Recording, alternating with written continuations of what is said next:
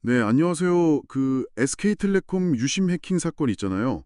벌써 한 달이 지났는데, 여전히 궁금한 점들이 많으실 것 같아요. 아, 네, 맞습니다. 시간이 꽤 흘렀죠. 그래서 오늘 저희가 좀 보내주신 관련 기사들, 자료들 보면서요. 지금 상황이 어떤지, 또 뭐가 해결됐고, 앞으로 남은 과제는 뭔지 좀 깊이 들여다보려고 합니다. 네, 좋습니다. 특히 그 사건 초기에 유심 부족했던 거. 그거 정말 심각했잖아요. 네, 맞아요. 최대 2,500만 명 정도 교체해야 할 수도 있다, 뭐 이런 예측까지 나왔는데, 실제 가지고 있던 건 100만 개 정도밖에 안 돼서니까요. 와, 2,500만 대 100만이라니 네, 그 차이가 엄청났네요. 네. 그러니까 당연히 대리점 앞에 줄 서고 막 혼란이 생길 수밖에 없었죠. 그때 생각하면 진짜 아찔합니다. 그럼 지금은 그 유심 공급 좀 괜찮아졌나요? 네.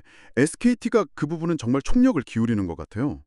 일단 5월 말까지 500만 장 이상 확보하겠다 이런 목표를 세웠고요. 500만 장이요? 네. 실제로 뭐 지난 17일에 한 87만 5천 장 들어왔고 또 다음 주 초에 100만 장 그리고 7월까지 쭉 해서 450만에서 500만 장 정도 더 확보할 계획이라고 하더라고요. 그럼 일단 급한 불은 좀 끌 수 있겠네요. 다음 주부터는 좀 숨통이 트이려나요? 네, 아마 그럴 것으로 기대하고 있는 것 같습니다. 심지어 뭐 자체 직원들 교육해서 현장 지원까지 보낸다고 하니까요. 정말요? 인력까지 투입해서? 네, 그만큼 좀 시급하게 보고 있다는 거겠죠. 그렇군요. 근데 뭐 물량만 확보한다고 고객들 불안감이 다 사라지는 건 아닐 텐데요. 다른 조치들도 있었죠? 네, 물론입니다. 우선 그 스미싱 같은 거 막는 부가 서비스 있잖아요. 유심보호 서비스. 네네. 그거 전 고객한테 자동으로 다 가입 완료했다고 하고요. 그리고 또 이게 좀 기술적인 대안인데 5월 12일부터는 물리적으로 유심을 바꾸지 않고 그냥 소프트웨어로 정보를 새로 넣는 방식? 유심 재설정 서비스. 이것도 시작했어요. 소프트웨어 방식이요? 그럼 대리점 안 가도 되는 건가요? 뭐 그런 장점도 있겠죠? 그리고 이심 교체 절차도 좀 더 간편하게 바꿨다고 하고요. 어떻게든 불편을 줄여보려는 노력인 것 같습니다. 네, SKT가 여러모로 막 분주하게 움직인 건 알겠습니다. 그런데 이걸로 다 끝난 건 아니잖아요. 특히 대리점들 피해 문제는 좀 신박해 보이던데요? 맞습니다. 그게 정말 지금 남은 큰 문제 중 하나죠. 유심이 없으니까 신규 가입자를 못 받잖아요. 번호 이동 고객도 그렇고. 그렇죠. 장사를 못한 거네요, 사실상. 네, 그러니까 대리점들은 그냥 눈앞에 이익 놓치는 걸 넘어서서 아예 운영 자체가 힘들어지는 거죠. 영업 손실이 막대했을 겁니다. SKT가 뭐 대리점에 빌려준 돈, 그 원금이랑 이자 갚는 거 3개월 미뤄졌다고는 하던데, 글쎄요. 그게 진짜 보상이 될지는 좀 의문이네요. 그렇죠. 그건 그냥 임시 조치일 뿐이고요. 구체적으로 어떻게 피해를 보상해 줄 건지, 또 언제부터 다시 정상적으로 신규 가입받고 할 수 있는지 이런 게 아직 불투명해요. 얼마 전 갤럭시 S25 엣지 사전 판매 때도 기기 변경 고객만 받았다는 얘기 들으니까 대리점들 정말 답답하겠더라고요. 네, 그게 딱 현실을 보여주는 거죠. 이게 좀 길어지면 SKT랑 대리점 간의 신뢰 문제로까지 번질 수 있고요. 그렇겠네요. 그리고 또 하나. 이것도 정말 뜨거운 감자인데 위약금 문제요. 네, 위약금 면제 논란? 네.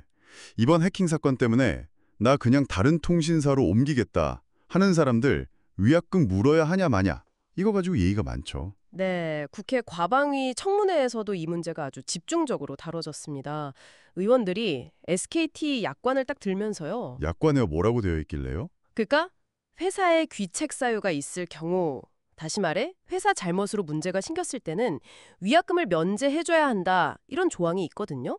그걸 근거로 면제해주라고 강하게 요구한 거죠. 약관에 그런 내용이 있었군요. 그럼 SKT 입장은 뭔가요? 잘못은 인정하는 것 같은데 면제는 좀 망설이는 느낌이던데요. 네, SKT도 이번 일에 자기들 책임이 있다는 건 인정을 합니다. 그건 분명한데, 다만 이 위약금 면제라는 게 결국 돈 문제잖아요. 그렇죠. 규모가 클 수도 있고요. 네, 그래서 일단 정부랑 같이 하는 그 민관 합동조사단 결과가 나올 때까지 기다려 보겠다. 그리고 그 결과 보고 법률 검토하고 또 이사회 결정도 거쳐서 최종적으로 정하겠다. 뭐 이런 신중한 입장이에요.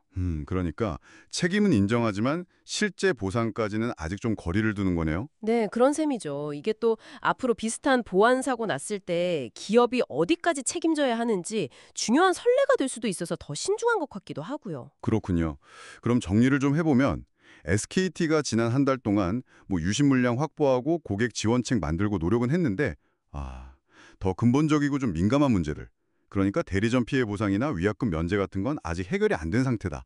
이렇게 볼 수 있겠네요. 사태는 통신 서비스를 이용하시는 우리 청취자 여러분께도 직접적인 영향을 줄 수 있는 일이었고 또 앞으로 기업들이 이런 위기 상황에 어떻게 대응하고 책임지는지 그걸 좀 지켜볼 수 있는 중요한 사례가 될 것 같습니다. 네, 오늘 얘기 나누면서 정말 기업의 책임 범위 그리고 소비자 보호를 더 강화해야 한다는 걸 다시 한번 생각하게 되네요.